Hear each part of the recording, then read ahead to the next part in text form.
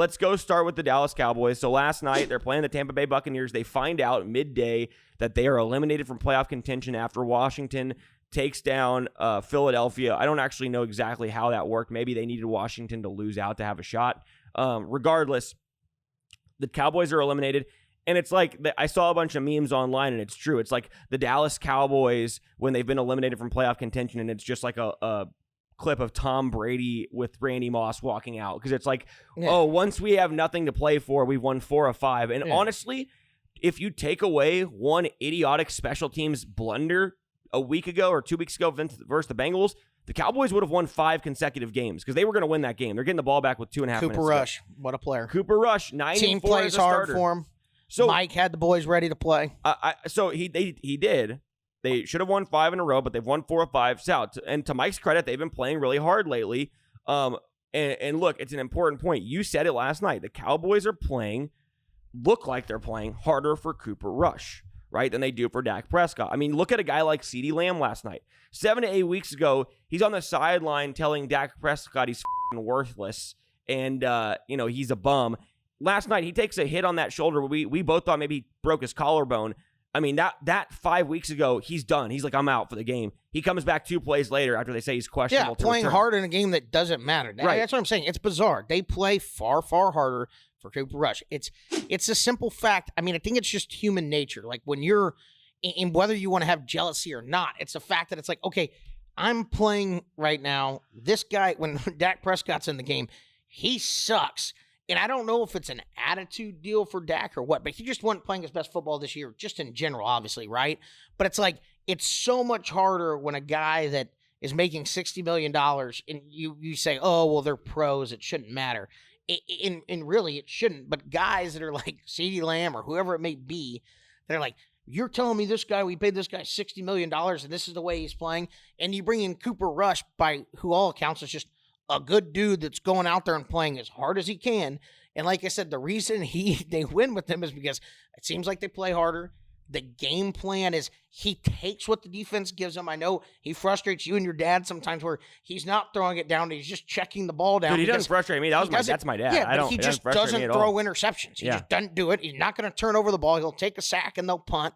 The defense is playing worlds better than they were earlier in the year. So, and I mean, you know me, I don't give a shit about the Cowboys either way, but it's just funny being a neutral party and looking at it, and it's like, this looks like a completely different team. It's like there seems to be some, the team seems to be getting along on the sidelines. Everybody's playing hard for each other. You got Dak Prescott dancing up in the box in between, it's like, life's pretty good for Dak, still making his whatever. He doesn't care. $60 million a year. He doesn't care.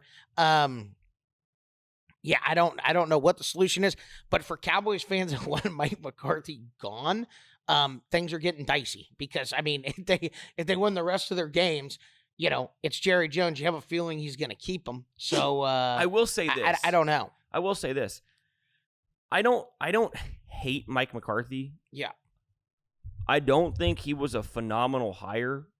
I think that this job, and they were kind of talking about this last night, it's such a unique job because you think about the prestige of the job, and from that perspective, who wouldn't want it? And so if there's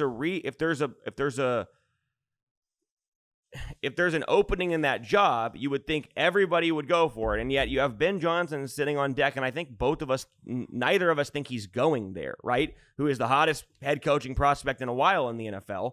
And I think none of us think he's going there. Why? Because although it is prestigious, and although it is the job of the NFL, of the highest league, in football, it still comes with Jerry Jones. And Jerry Jones isn't just an annoying owner you have to deal with. He's a guy who's sitting in on team meetings and coming in the locker room after games and doing all of this shit that a lot of owners would not do. He's the damn GM of the team. And so, to me, it's a hard job to have already. And then you have Jerry Jones this year specifically, right? Essentially, just gutting the roster. I mean, not filling the roster the way they needed to, right? Just the offensive line is depleted with young guys. The 6th lowest paid defense in the NFL. I mean, just pathetic job by Jerry Jones. I think that's a known thing at this point. So it's hard to point the finger. My point is, it's hard to point the finger just at Mike McCarthy and say, oh, this season is his fault. Because now you look at, well, he's got nobody to work with now, and they're winning damn games. And they're not beating bad teams, right? They just beat the Bucs, right? They beat the Commanders a couple weeks ago in Washington. Okay, they've beaten some good teams, some playoff football teams. Yeah. The problem is, if you go back and go away from recency bias, as good as he's been at times in the regular season, and Dak had his best season ever on Mike McCarthy's offense last year, right? Kellen Moore leaves. He takes over the offense. Dak has his MVP-like season. But once again, you have a combined two guys, and it just comes down to what your goal is. You have two guys who, in the playoffs, come up short time and time again. Mike McCarthy has one Super Bowl back long ago when Aaron Rodgers was in his prime. Take that Super Bowl away, and him and Dak Prescott have been horrible in the playoffs. And we've seen it under Mike and under Dak with Dallas. That's what's happened. And it's been frustrating ending the season, which is why, despite 3 straight 12-5 seasons, everybody's like, yeah, he's on the hot seat this year. And now he has a losing season. I just don't understand, if he was on the hot seat, you didn't extend him, how you extend him now. Yeah, I would agree. My thing was, I thought he kind of like lost locker room early on. I was like, oh, this is a dumpster fire. He's lost locker room. But literally, it seems like it's a Dak Prescott issue. To me, from the outside looking in, and I don't listen to any Cowboys radio talk or anything like your dad. I have no idea.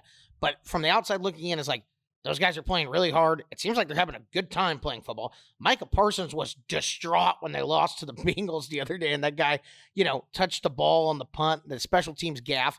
He looks like he really cares. I don't know what the deal is, because in the media and stuff, it doesn't seem like they really, and Micah Parsons would never say, it on his podcast or whatever, like, oh, I don't fuck with Dak or whatever. Like, yeah, they seem like they don't have a real problem with them. It just seems like it's very nonchalant when they're there, and it's like they almost don't care about winning. I don't know, but it's weird, because I always forget that. I know the Cowboys, blew it in the playoffs last year and got smoked, but it really is hard when you think about Mike McCarthy going 12, because he went 12-5 back-to-back, right? Or 3 times in a row? 3 straight years. Yeah. So, I mean, I think it was 12-4, 12-5, 12-5. Like you said, so then becomes, okay, if we don't get Ben Johnson, then what do we do? Right. Because it's like, he was 12-5. They seem to be playing hard for him now. Maybe the guys do like him, right? Who knows? But, I don't know. I don't know what the answer is for the Cowboys. When you look at that roster, it's not good enough to win a Super Bowl anyway, right? So it's like, if that guy is going 12-5, are you going to go hire someone else and it's going to turn out much better? Probably not, when you really think about it. Right. Unless you can go get the offensive mind like Ben Johnson, go get him. Are you going to go get Brian Nagy? You're going to go get Nagy from the, from the Chiefs?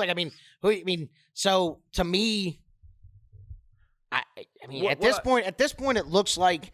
And I jokingly say this. I'm like, oh, they're moving forward with Mike. But it's like, at this point, I think I think they might just keep him, because unless they can confirm they can get Ben Johnson, he's like, this is the offense I'm going to work with.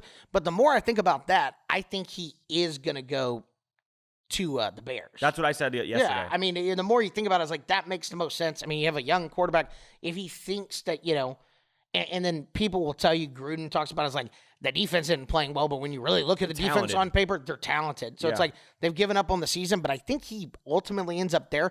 I'll tell you this, he's kicking himself now that he didn't go to Washington and take that job with Daniels. That would have been nasty watching him do that offense with him. That was a mistake. Yeah. I think he didn't know for sure that they were going to get him, and then obviously the ownership, stuff and whatever there. But yeah, he should have gone there. But I think the thing about that was, I believe that a lot of NFL guys didn't believe Jaden Daniels was that guy. Like, they thought at college he was, and you and I have been on this train since back when Jaden Daniels was at LSU. We thought he was better than Caleb Williams. I thought Drake May was better than Caleb Williams too, which, to be honest, it's been the case so far this year. Oh, for sure. Yeah, Drake May looks, I think, way better right now. He looks awesome. And he's doing it with way less. Way less. Yeah. But anyway, I think that's why he didn't take it. But I agree. My thing is, there's no way we're getting Ben Johnson, in my opinion, because if you heard what Ben Johnson said, he was like, I want a place with open communication and willingness to admit where mistakes were made in the past and all this shit. He's such a cocky little too, because the way he said that deal is like, well, I'm gonna need the owners and GMs to admit to their mistakes in the past, like they're gonna repent to them to come there. I'm just like, what does this guy think he is? Like, he's got a good offense going in Detroit, and let me tell you something. He's got a good offense in Detroit, and I think it will work other places. I don't think it's only going to work there. I don't think it's as gimmicky as Mike McDaniels. Like, he runs the ball a lot in that offense, whatever. But they're loaded on offense, and Jared Goff can make the easy throws. I mean, when you have Montgomery, Gibbs, Amon-Ra St. Brown, Jameson Williams, Laporta, who's a top 5 in the league, and the best offensive line in the league, it's pretty easy to score points. Yeah. So